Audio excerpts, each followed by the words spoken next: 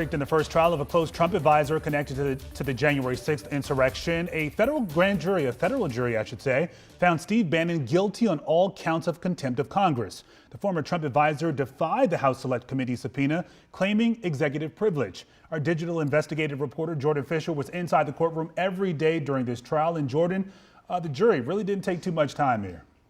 Yeah, 3 hours to come back with a verdict in this case, and of course that was guilty on both counts. Now the prosecution said all along that this was a simple case, a black and white issue about whether someone who received a subpoena appeared on the date on that subpoena. Now Bannon's team wanted to present a different case. They wanted to call in members of Congress to testify. They wanted to say he was protected by executive privilege.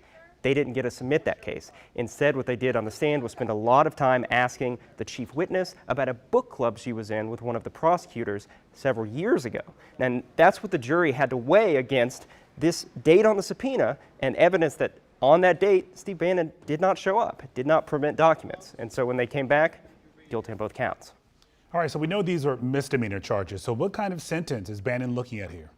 Yeah, let me give you an answer with a caveat on that. The answer is that contempt of Congress is a little unusual, being a misdemeanor sentence, in that it has a mandatory minimum sentence. That's 30 days in jail.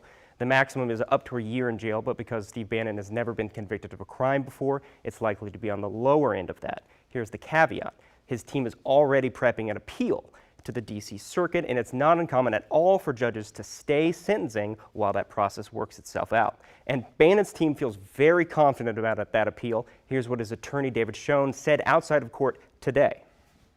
You will see this case reversed on appeal. You will see all of these resources, 3 federal prosecutors, 4 FBI agents for misdemeanor, are being wasted.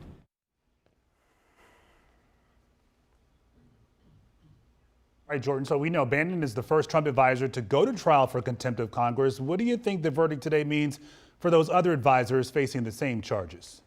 The biggest effect is they know what defenses are available to them, and they know what defenses are not available to them, and they know how a jury has already reacted to them.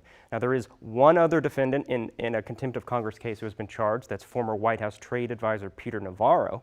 But if you listen to the January 6th committee hearing last night, they said they've already got a number of other subpoenas teed up, and that could be people even closer to former President Trump's inner circle than we've seen before. So we're going to be keeping an eye on that, and we'll be looking how they respond, having seen that Steve Bannon went to trial and has now been convicted on both of those counts. Jury clearly sending a message in this case. Jordan, thank you.